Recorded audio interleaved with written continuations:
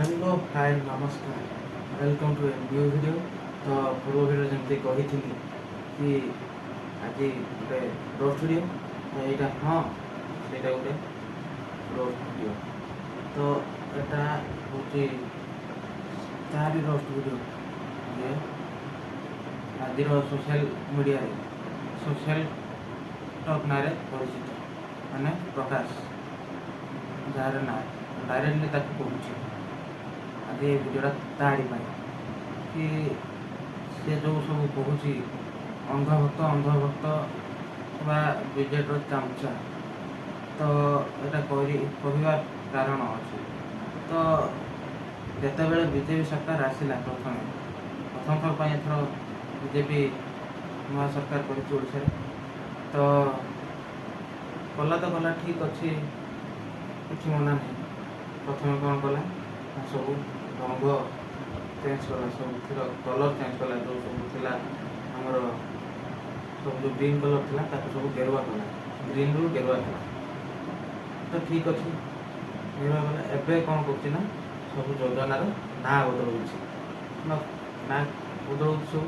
ତ ତା'ର ନିଜସ୍ୱ ଆଜି କିଛି ନାହିଁ। ତ ନିଜସ୍ୱ ନାହିଁ ଯାହା ମାନେ ପୂର୍ବ ସରକାର ମାନେ ବିଜେଡ଼ି ସରକାର ବା ନବୀନ ପଟ୍ଟନାୟକ ଯାହା ବି କରିଛନ୍ତି ତ ତାକୁ ନେଇକି ଇଏ ଖାଲି ନାଁ ଚେଞ୍ଜ କରିକି କହୁଛନ୍ତି କି ଆମେ ବହୁତ କିଛି କରିବୁ।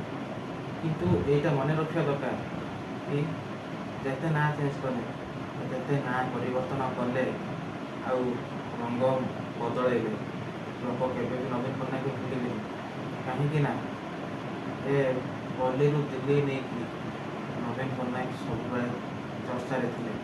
ତ ମୁଁ ପୂର୍ବରୁ ଗୋଟେ ଭିଡ଼ିଓ ଦେଖୁଥିଲି, ଜଣେ ଭାଇ କହିଥିଲେ କି ତାଙ୍କ ଜିତ୍ରେ ଯେତିକି ସେ ଚର୍ଚ୍ଚାରେ ନଥିଲେ, ସେ ଯେତିକି ଚର୍ଚ୍ଚାରେ ନଥିଲେ, ସେ ହାରିକି ବହୁତ ଚର୍ଚ୍ଚାରେ।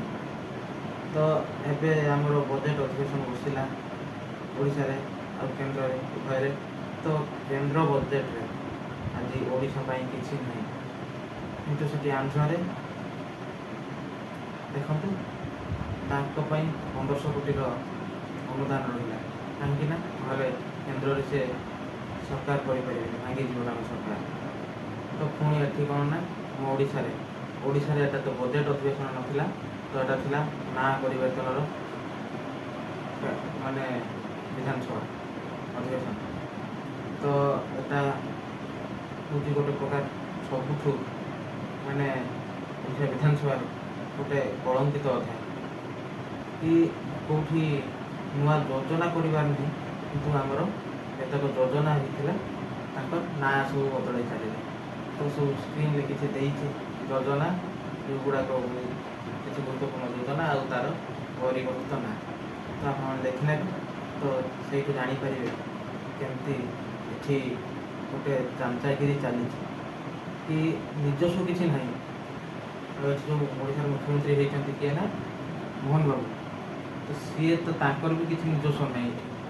କାହିଁକି ନା ତାଙ୍କର ସିଏ ଏଠିକାର ଟିଭି ହେଲେ, ସେ ଓଡ଼ିଶାର ଟିଭି ହେଲେ, ରିମୋଟ୍ ରହିଲା ଯାଇକି ଦିଲ୍ଲୀରେ। ତ ସେଠୁ ଯେମିତି ଅର୍ଡ଼ର ଆସିବ ଏଠି ସେମିତି ଚାଲିବ। ତ ଆଗରୁ ଯେମିତି ନବୀନ ପଟ୍ଟନାୟକ ଆମ ଯୁବପିଢ଼ିମାନଙ୍କ ପାଇଁ ଅନେକ କିଛି କାମ କରୁଥିଲେ, ଏବେ ଆଉ ସେ କାମ ବିଶେଷ ଭାବେ ହେଇପାରିବ। ଆଉ କାମ କରିବାକୁ ହେଲେ ତାକୁ ବହୁତ କଷ୍ଟ କରିବାକୁ ପଡ଼ିବ। ଆଗରୁ ଯେମିତି ନବୀନ ପଟ୍ଟନାୟକ ଆମ ଯୁବକମାନଙ୍କ ପାଇଁ ବା ସବୁ ବର୍ଗର ଲୋକମାନଙ୍କ ପାଇଁ ଯାହା କହୁଥିଲେ ସଙ୍ଗେ ସଙ୍ଗେ କାର୍ଯ୍ୟକାରୀ କରୁଥିଲେ। ତ ଏବେ ଏଇଟା କରିବା ପାଇଁ ହେଲେ ନା ଦିଲ୍ଲୀରୁ ଅର୍ଡ଼ର ଆଣିବାକୁ ପଡ଼ିବ। ଦିଲ୍ଲୀରେ ଯଦି ହଁ ହେବ ତାହେଲେ ଏଠି କାର୍ଯ୍ୟକାରୀ ହେବ। ତ ଆପଣମାନେ ବୁଝିପାରୁଥିବେ କି ଯେଉଁ ସେ ସୋସିଆଲ ଟକ୍ ଅଛି, ତାକୁ ମୁଁ କହିବି ସୋସିଆଲ ଠକ। ସେ ବଦମାସ ଅଛି, ତ ବହୁତ ପ୍ରକୋପ ହେଉଛି। ତ ତା ପାଇଁ ଏଇଟା କହିବା ପାଇଁ ଚାହୁଁଛି, ଏ ଯେଉଁ କହୁନୁ ଅନ୍ଧଭକ୍ତ ଦେଖ ଏଥର ସେଇ ଅନ୍ଧଭକ୍ତ ଦିନେ ଜାଗ୍ରତ ହେବେ ଏମିତି ମୋ ବିଜେପି ବାଲାଙ୍କର ମାନେ ପ୍ୟାଣ୍ଟରେ ଶୋଷି ହେଇଯିବ। ତ ଏଇଟା ସେଇ ବିଜେପିମାନଙ୍କ ପାଇଁ, ବିଜେପିର ଚାମଚାଗିରିମାନଙ୍କୁ।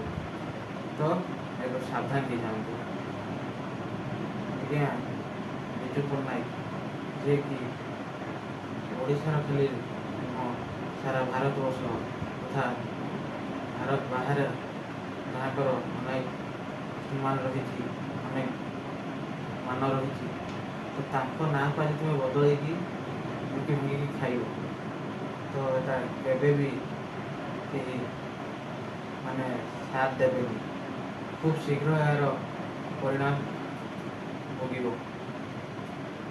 କି କେମିତି ହେଉଛି ଦେଖ, କି ଯେମିତି ୟା ପୂର୍ବରୁ ବିଜୁ ପଟ୍ଟନାୟକ ନାଁରେ ଯେଉଁ ଖେଳରତ୍ନ ପୁରସ୍କାର ହେଇଥିଲା, କେମିତି ଦେଖିଲେ ତ ବଦଳେଇ ପାରିଲେନି, ଚାହିଁଥିଲେ ବଦଳାଇବା ପାଇଁ ହେଲେ କରିପାରିଲେନି। ଦେଖ ଖୁବ୍ ଶୀଘ୍ର ଆପଣ ହାର ମାନିବେ। ତ ଏଇଟା ଆପଣମାନଙ୍କ ପାଇଁ ବା ବିଜେପି ଦଲାଲମାନଙ୍କ ପାଇଁ ଗୋଟେ ସୋସିଆଲ ମିଡ଼ିଆ।